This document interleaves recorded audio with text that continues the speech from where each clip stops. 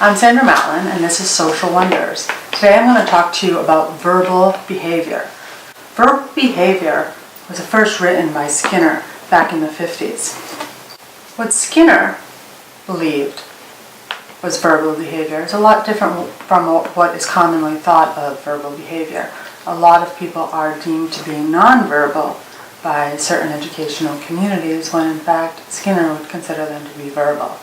Verbal behavior is behavior that is socially mediated by the listener. There's always a listener and a speaker.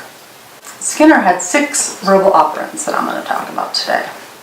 The first, and my favorite one to teach, is called a mand. The mand is under control of a motivating operation. So, for example, I say cookie when I want to eat a cookie. Maybe I've been deprived of something sweet. I would say water when I'm thirsty.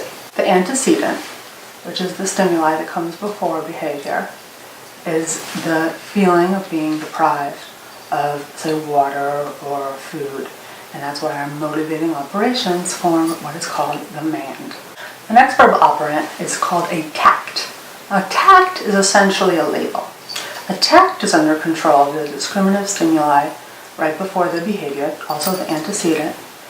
And what that happens is when there is something in view. So, for example, I see a banana, I say banana. But I'm not deprived of food, I'm full, so it's not a mand, but it's a tact. Interestingly enough, Skinner also talks about tacting private events. Private events are behaviors that can only be counted by the person experiencing it. So that's like thinking.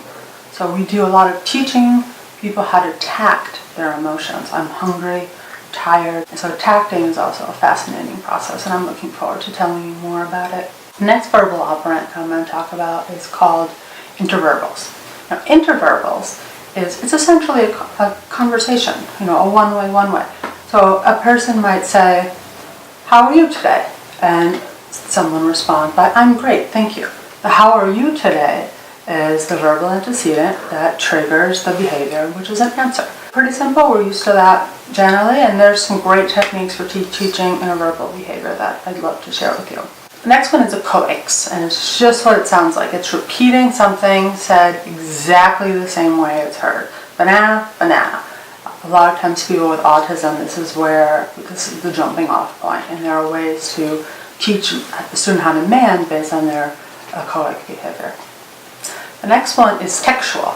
Textual is essentially reading. You have a stimuli of words right in front of you, and you read it out loud. Pretty simple. There's also transcription, which is writing. You hear something being said, and you write it down. Pretty simple. But why does all this matter? Okay, well, linguistics usually focus on the structure of the behavior. So, they're looking nouns, pronouns, adjectives, but in verbal behavior, we focus on the function of each behavior. So if motivating operations underlining it, if it's discriminative stimuli, it's that function, and that's what allows us to teach it. There's also what's called an impure verbal operant. So like an impure tact might be like me saying banana when I'm both food deprived and when I am also in visual sight of a banana. The last thing that I want to talk to you about is called autoclicks. Autoclicks are a secondary verbal operant because what triggers the autoclick is actually within the sentence itself. So if you say, "I want water," that would be a mand if you're water deprived. But if you say, "I really want water," the "really" is the autoclick part. You may be interested as to how this works with picture exchanges or assistive technology. I'm going to give you an example. So this is an iPad device, and it's used for assistive technology.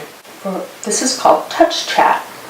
And what I would do to teach a mand, which is based on the motivating operation, if a student was hungry and wanted a snack, they might say, "I want to eat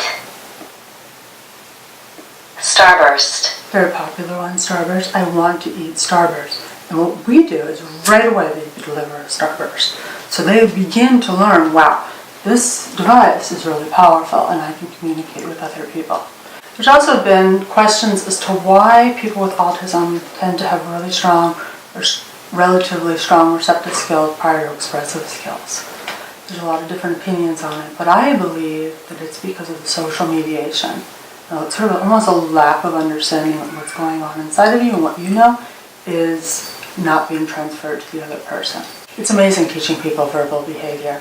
I have a student who learned that if she gives me a little picture that says nerds, that I'm going to deliver her nerds. And that was the first time she ever communicated.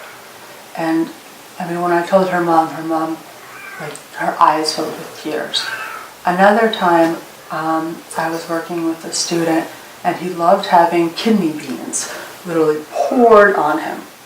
And I would say, ready? And first we would work on a coax. He would say, ready?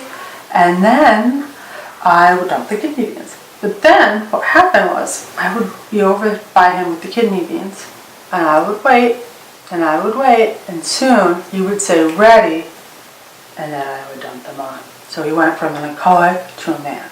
Thank you for learning with me today, and I look forward to seeing you more on Social Wonders.